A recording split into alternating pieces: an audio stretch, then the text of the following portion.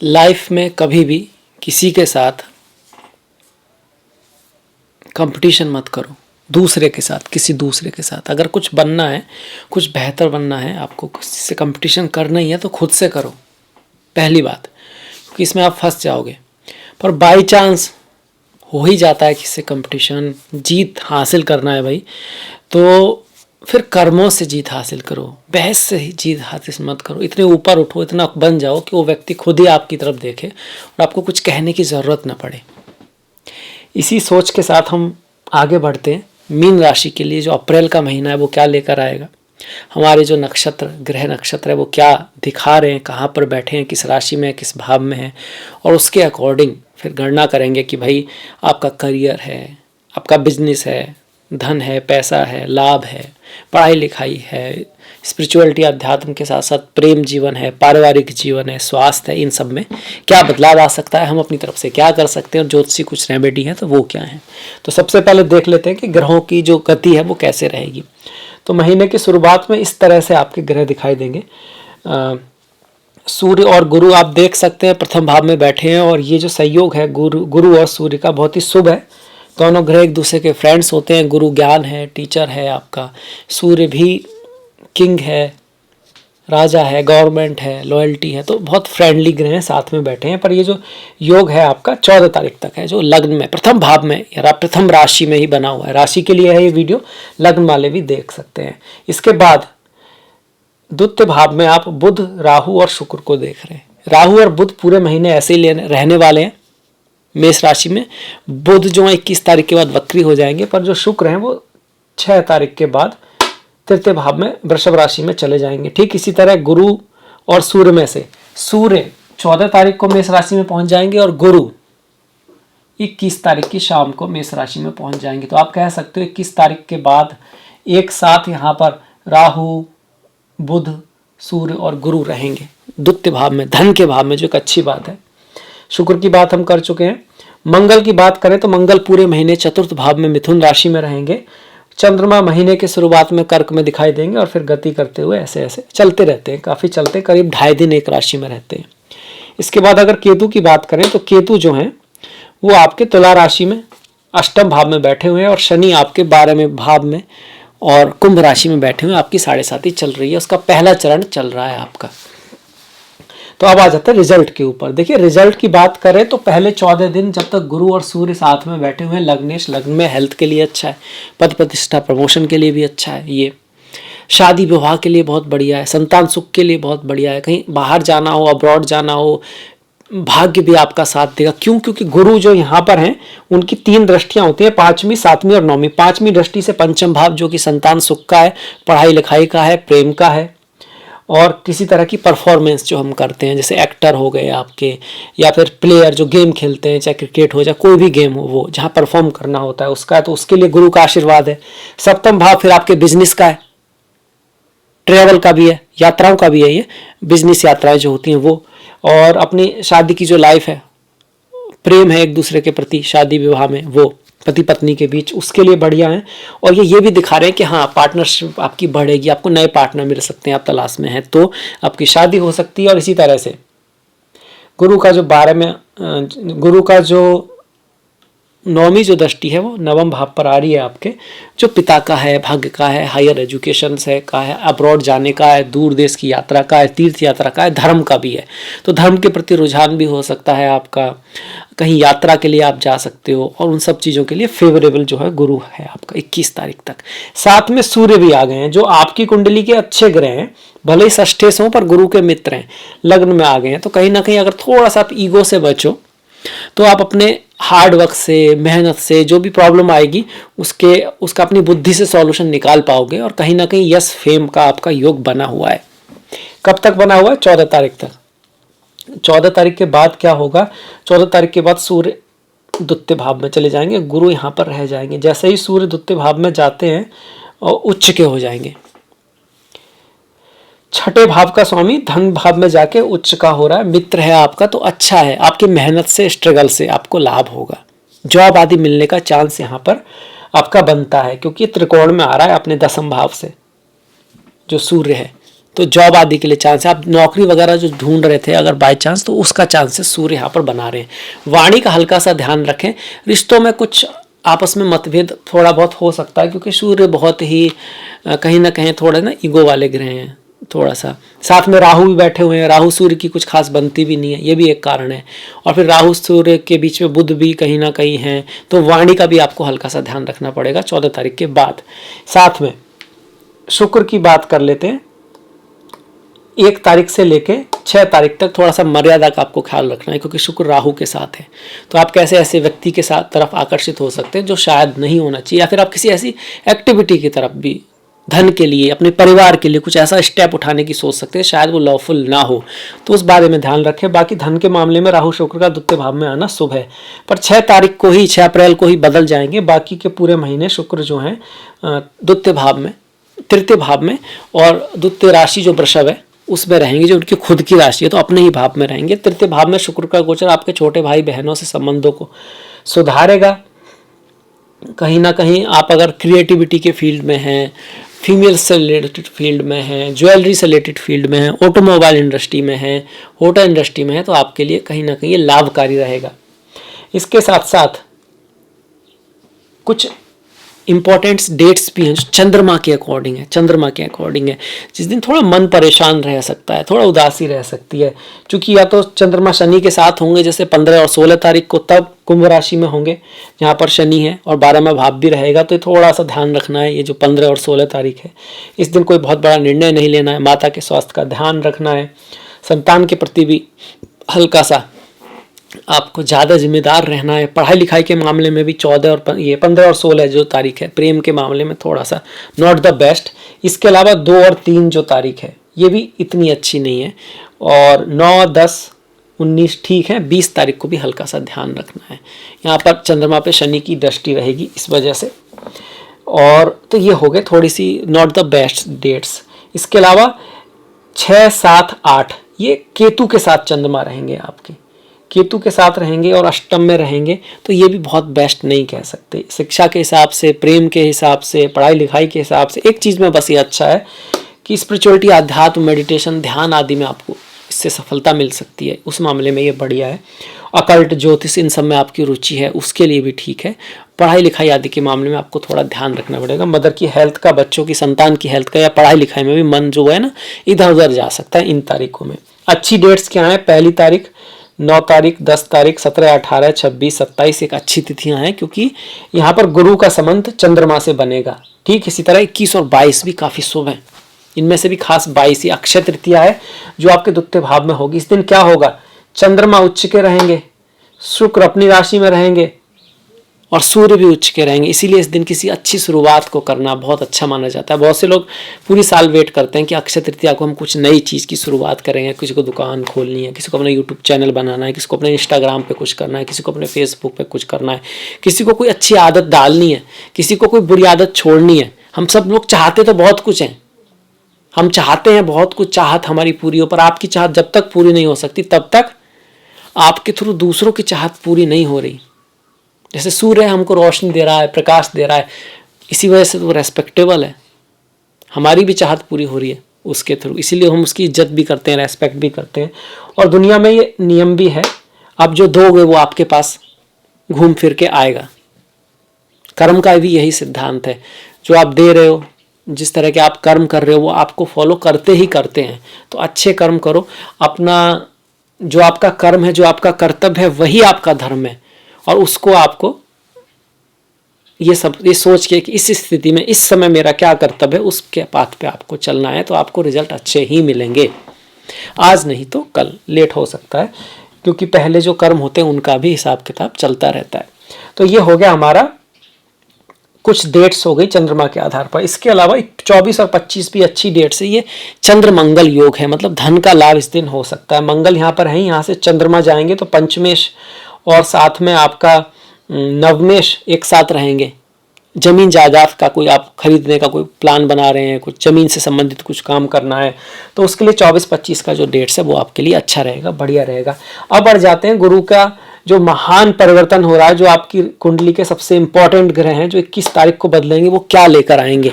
अब गुरु द्वितीय भाव में जाएंगे तो धन के लिए अच्छा है, पैसे के लिए अच्छा है, धन के सोर्स आपके बढ़ेंगे। यहाँ से 7.5 चल रही है, उसके बावजूद ये साल, इसके बाद क्योंकि पूरे साल वो ऐसे रहने वाले, धन के मामले में कहीं ना कहीं गुरु आपको हेल्प करेंगे। परिवार में भी कुछ ना कुछ इंप्रूवमेंट आएगा, आप भी बहुत प्रयास करोगे अपनी तरफ से। और कार्य के क्षेत्र में, जॉब के क्षेत्र में भी एक अच्छा है। समाज में आपकी परिस्थितियों में चेंज होगा, बढ़िया चेंज होगा, पर कुछ चीज़ें नेगेटिव भी जाएंगी। क्या शत्रु थोड़े बढ़ सकते हैं, क्योंकि गुरु यहाँ से 1 2 3 4 5 6 शत्रु बढ़ेंगे, थोड़ा सा कंपटीशन भी बढ़ेगा। चीज़ें आसानी से तो नहीं मिलने वाली, मेहनत तो करनी पड़ेगी। वैसे भी जिसने कुछ किया है, मेहनत की है, उसको ही कुछ मिला है। बोलते हैं ना, फूलों की हिफाजत कांटे ही करते हैं। कहने की मतलब ये है कि अगर आपको फूल मतलब एक अच्छा फ्यूचर, सॉफ्ट चीज़, कुछ बढ़िया चीज़, कोई रिजल्ट चाहिए तो कांटे ही करते हैं। मतलब कांटों पे चल के आप कह सकते हो, या कठिनाई के बाद ही कुछ चीज़ें मिलती हैं। बल्कि कुछ लोग तो यहाँ तक कहते हैं कि कंफर्ट, आपको प्लेजर जो है ना, जिसको हम भोग बोलते हैं, वो आपको परेशान ही करता है। वास्तव में लगता है ऐसा है कि आनंद आ रहा है, पर वो आनंद कहीं ना कहीं आपको कमज़ोर कर रहा होता है। इसीलिए जो धर्म, अर्थ, काम, मोक्ष है, तो काम 30 नंबर पर आता है। धर्म पूर्वक आपने कोई कर्म किया, पैसा कमाया, उसके बाद आपने थोड़ा एंजॉय किया, तो उसके बाद फिर आपको मोक्ष की तरफ जाना पड़ता है। क्योंकि आप समझ जाते हो कि ये सब कमा के, जिसके लिए, भोग के लिए जो सब कुछ किया, वहाँ से कुछ मिलना नहीं है, जाना मोक्ष की तरफ पड़ेगा। मैं मोक्ष के लिए आप जाओगे तो क्या करनी पड़ेगी, तपस्या करनी पड़ेगी। संन्यास, किसी भी तरह की सफलता के लिए संन्यास और तपस्या का महत्व है। तो ये यहाँ से आ जाता है आपका। इसके बाद देखिए, गुरु का अष्टम पर दृष्टि रहेगी, थोड़ा उतार चढ़ाव रह सकता है लाइफ में। कोई ट्रैवल करते वक्त आपको ध्यान रखना है। स्टॉक मार्केट से लाभ थोड़ा सा यहाँ से मिल सकता है, अचानक धन प्राप्ति का लाभ यहाँ से बनता है। और थोड़ा सा सुधार आएगा संबंधों में इन लॉस के साथ, उस मामले में ठीक है। और 10वें भाव पर जो गुरु की 9वीं दृष्टि आएगी, वो कार्य, जॉब दिलाने में आपको सहायता अवश्य करेगी, पर काम बढ़ाएगी।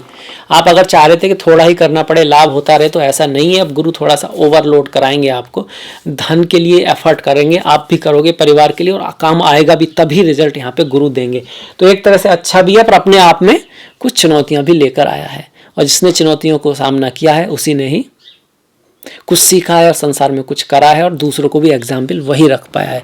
बिना चुनौतियों के कोई भी आगे नहीं बढ़ पाया। इसलिए लाइफ में चुनौती आए तो उसका तो सामना करो ही, और लाइफ में चुनौती नहीं भी आ रही तो चुनौतियां ढूंढो, क्योंकि वही लाइफ है।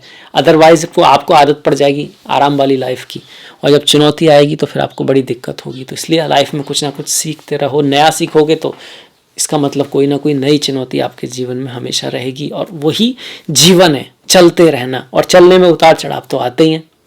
इसके बाद ये तो गुरु का हो गया, जो बहुत महत्वपूर्ण है, अच्छा गोचर है। इसके बाद बुध जो है 21 के बाद ना वक्री हो जाएंगे, तो 21 के बाद थोड़ा वाणी का ख्याल रखना है, कम्युनिकेशन का ख्याल रखना है। बुध और राहु पूरे महीने रहने वाले हैं आपके द्वितीय भाव में। अब जो एक तो वाणी का कारक है, वाणी का ही भाव है, वहां पर राहु है, तो आप जिस तरह से बोलते हैं उसका विशेष ध्यान रखें। धन यहाँ ये राहु दिला सकता है, एक्स्ट्रा खर्च भी करा सकता है, और फौरन से लाभ करा सकता है। पर जो वाणी और राहु का जो संबंध है ना, वो कभी कभी क्रिटिकल हो सकते हो आप। कभी कभी धन की वजह से, फैमिली की वजह से, या किसी चीज़ के प्रोटेक्शन, या कहीं ना कहीं प्यार की वजह से, मोह की वजह से आप कुछ ऐसा किसी को बोल सकते हो जो शायद आपको नहीं बोलना चाहिए। इसीलिए बोलते हैं कि भाई मन को सन्यासी बनाओ। बाकी आपने सारी रेस्पॉन्सिबिलिटी पूरी करो, क्योंकि कर्तव्य ही आपका धर्म है। पर मन से सन्यासी होने का मतलब है, जब कोई सही निर्णय लेना हो तो आप एक तटस्थ भाव होकर निर्णय लो, आप वाणी पर भी तभी काबू कर पाओगे। तो इस चीज़ का हमको ध्यान रखना है। राहु और बुध के सहयोग से। सूर्य की बात करें तो सूर्य यहाँ उच्च के हो रहे हैं, इस मामले में अच्छे हैं, पर फिर भी छठे भाव के स्वामी हैं, तो लड़ाई झगड़े से बचना है। लड़ाई झगड़े से बचना है, परिवार में एक सूत्रता बना के रखनी है। ये कब करना है? 14 से बाद में। 14 से पहले थोड़ा ईगो का इशू रह सकता है, क्योंकि सूर्य लग्न में रहते हैं तो गुस्से आदि का इशू भी रहता है, और खुद से किसी के प्रति जलन आदि से बचना है। ये हो गया आपका, सूर्य का भी हो गया। अब शुक्र की अगर हम बात कर लें, देखिए शुक्र यहाँ पर है वृषभ राशि में, और इसी राशि में चंद्रमा रहेंगे आपके 21 और 22 तारीख को। तो 21 और 22 तारीख खासी शुभ है, बहुत बढ़िया तारीख है कह सकते हो। इस दिन कोई लाभ हो सकता है आपको, फीमेल से लाभ हो सकता है आपको, आपकी स्टडी में कुछ बहुत अच्छा हो सकता है इस दिन अगर एग्ज़ाम है तो, और स्कॉलरशिप आदि मिल सकती है। भाग्य के लिए भी ये 2 दिन बड़े शुभ हैं, कुछ बहुत बड़ा अच्छा यहाँ पे हो सकता है। इसके साथ साथ खुद शुक्र का यहाँ होना अपने आप में बहुत बढ़िया है, बहुत अच्छा है।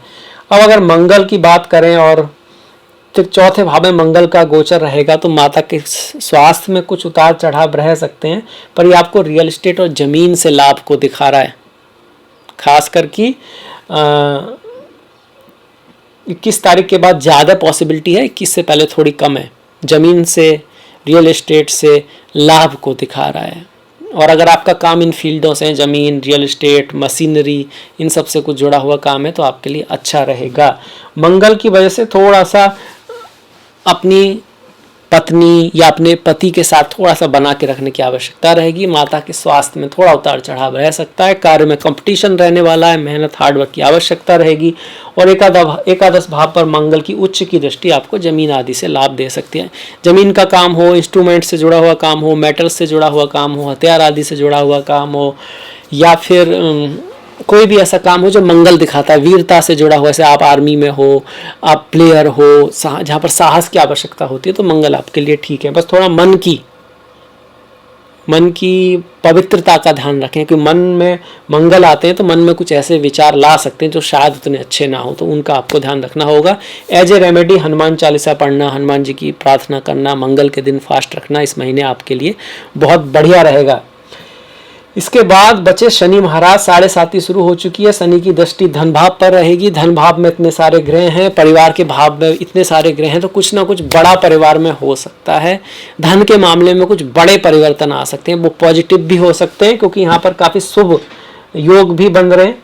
जैसे कि सूर्य यहाँ पर रहेंगे और साथ में ही बुध भी रहेंगे, तो बुध 2 केंद्र के स्वामी हो गए और सूर्य जो है 6ठे भाव का स्वामी हो गया आपका। गुरु आपके 2 केंद्रों के स्वामी, मतलब 4 केंद्रों के स्वामी कहाँ आ गए, वाणी के भाव में आ गए, धन के भाव में आ गए। तो बहुत ज़्यादा आपका फोकस अपने परिवार पर, धन पर, उसके लिए यहाँ रहेगा। राहु भी यहाँ पर हैं तो गलती भी हो सकती है, तो धन के मामले में लाभ भी हो सकता है, पर उसके लिए आपको काफ़ी अवेयर होकर डिसीजन लेने पड़ेंगे। फॉरेन चीज़ों से लाभ होने की संभावना यहाँ पर बनती है। इसके बाद शनि महाराज की जो सीधी दृष्टि है, जो कि 6ठे भाव पर पड़ रही है, वो ठीक है। रोग ऋण शत्रु का विनाश होगा। लाइफ में थोड़ा कंपटीशन, हार्डवर्क तो रहेगा यहाँ पर 6ठे भाव पर शनि की या मंगल की दृष्टि शुभ ही मानते हैं। कर्जा वर्जा लेने की अगर आप सोच रहे हैं तो थोड़ा सोच समझ के लें। और लास्ट दृष्टि जो शनि की पड़ेगी, 9वें भाव पर पड़ेगी, भाग्य के भाव पर पड़ेगी, जो कि पिता की लाइफ में कुछ उतार चढ़ाव रख सकती है। यहाँ पर गुरु की भी दृष्टि रहेगी। कब तक? 21 तारीख तक। तो गुरु की दृष्टि रहेगी तो 21 तारीख के बाद पिता के स्वास्थ्य में कुछ उतार चढ़ाव रह सकता है। थोड़ा अगर आप कहीं हायर एजुकेशन के लिए सोच रहे हैं तो 21 तारीख से पहले उसकी सफलता का ज़्यादा चांस यहाँ पे दिखता है। तो ये आगे सारे ग्रह हमारे हो गए। इसके बाद शादी विवाह के बारे में हमने बात कर ली कि ओवरऑल महीना शादी विवाह जिनका है थोड़ा उतार चढ़ाव रहेंगे रिश्तों में, जो ऑलरेडी मैरिड हैं। जो प्रेम की अगर हम बात करें तो प्यार के मामले में महीना ठीक है। 21 तारीख से पहले थोड़ा सा ज़्यादा बेटर है। 21 के बाद कुछ मतभेद आपके अपनी प्रेमी प्रेमिका प्रेयसी से हो सकते हैं। पढ़ाई लिखाई के मामले में भी ऐसा है कि 21 के पहले ज़्यादा बेटर है, पर हायर नॉलेज के लिए बाद में भी ठीक है। ये हो गया। बिजनेस और जॉब के हिसाब से कहा जाए थोड़ा उतार चढ़ाव वाला महीना रहेगा, जैसा कि हमने डिस्कस किया कि 7वें भाव का स्वामी ना अपने से अष्टम आ रहा है जो बुध है। अगर हम जो जॉब कर रहे हैं, करियर, उसके मामले में अच्छा है पहले भी और बाद में भी, क्योंकि गुरु इस भाव के स्वामी है और पहले लग्न में रहेंगे, मतलब राशि में रहेंगे, उसके बाद द्वितीय भाव में रहेंगे। उस हिसाब से अच्छा महीना है। स्वास्थ्य के मामले में कहा जाए तो हल्का सा आपको अपने स्वास्थ्य का ध्यान रखना चाहिए। नॉट द बेस्ट मंथ, क्योंकि लग्नेश द्वितीय भाव में है जो स्वास्थ्य के नज़रिए से उतना अच्छा नहीं है, धन के नज़रिए से बढ़िया है। तो ये हो गया हमारा राशिफल मीन का अप्रैल के लिए। अब बढ़ जाते हैं त्योहारों की तरफ। उससे पहले मैं आग्रह करूंगा कि प्लीज़ कमेंट करें, लाइक करें, शेयर करें, घंटी वाला बटन दबाना मत भूलें। आप कमेंट समय है कम है तो थोड़ा छोटा कर सकते हैं। अगर आप में समय है और आप कुछ कहना चाहते हैं, बताना चाहते हैं तो प्लीज़ लिखिएगा, इससे हमको एक दिशा मिलती है और उसके लिए हम आपके आभारी हैं। अब बढ़ जाते हैं त्योहारों की तरफ, जिसको जानना बहुत ज़रूरी है, क्योंकि त्यौहार हमें हमारे हिस्ट्री से जोड़ते हैं, हमारे इतिहास से जोड़ते हैं, हम कहाँ से आए हैं, हमारी क्या परंपरा रही है, क्योंकि वहीं से हमारे त्यौहार निकले हैं, तो उससे जोड़ते हैं। 6 तारीख की हनुमान जयंती है। मंगल जिनके अशुभ हैं उनको हनुमान जयंती के दिन फास्ट करना बहुत अच्छा रहता है। 14 तारीख की बैसाखी अम्बेडकर जयंती है। 22 तारीख की अक्षय तृतीया है। अम्बेडकर जी बहुत महान व्यक्तियों में से एक हैं, जिन्होंने कहा था कि जो लोग पढ़ाई लिखाई नहीं कर रहे हैं वो पढ़ें लिखें, शिक्षा धारण करें और श्रेष्ठ बने। बहुत अच्छा ज्ञान दिया। इसके साथ साथ 6 तारीख को चैत्र पूर्णिमा है, जो हनुमान जयंती पूर्णिमा को ही होती है। 1 तारीख को कमाधा एकादशी और 16 तारीख को वर्णोत्थिनी एकादशी है। जो भगवान श्री हरिविष्णु के भक्त हैं उनके लिए बहुत ज़्यादा महत्वपूर्ण ये तारीखें हैं। ओम नमो भगवते वासुदेवाय, ओम नमो नारायणाय। 3/17 को सोमा प्रदोष व्रत है। सोमवार के दिन होने वाला प्रदोष व्रत ओम नमः शिवाय बहुत ही ज़्यादा शुभ है। खासकर किसी का चंद्रमा अगर दूषित है तो उसको भगवान शिव की प्रार्थना करनी चाहिए, आराधना करनी चाहिए। 18 तारीख को शिवरात्रि। किसी को भविष्य का भय लगता है, डर लगता है, चिंता होती है, थोड़ा विचार उतने सही नहीं रहते, उनको भी भगवान शिव की प्रार्थना ध्यान अवश्य करना चाहिए। 20 तारीख को अमावस्या है, बैसाख की अमावस्या होगी। 14 तारीख को मेष संक्रांति, जो सूर्य बदलेंगे वो 14 तारीख को बदलेंगे। तो ये हो गए हमारे त्यौहार। अमावस्या अपने घर की साफ सफाई करना, दान पुण्य करना, पितरों के नाम से कुछ करना, गीता का पाठ करना। संक्रांति को भी सेम चीज़ें अच्छी होती हैं। दोनों ही स्पिरिचुअलिटी और अध्यात्म के नज़रिए से अच्छे त्यौहार हैं। अब इस वीडियो की समाप्ति की तरफ चलते हैं। आपसे मुलाकात होगी नेक्स्ट वीडियो में। तब तक के लिए आप अपना ख्याल रखें, अपनों का ख्याल रखें, सभी का ख्याल रखें। नमस्कार।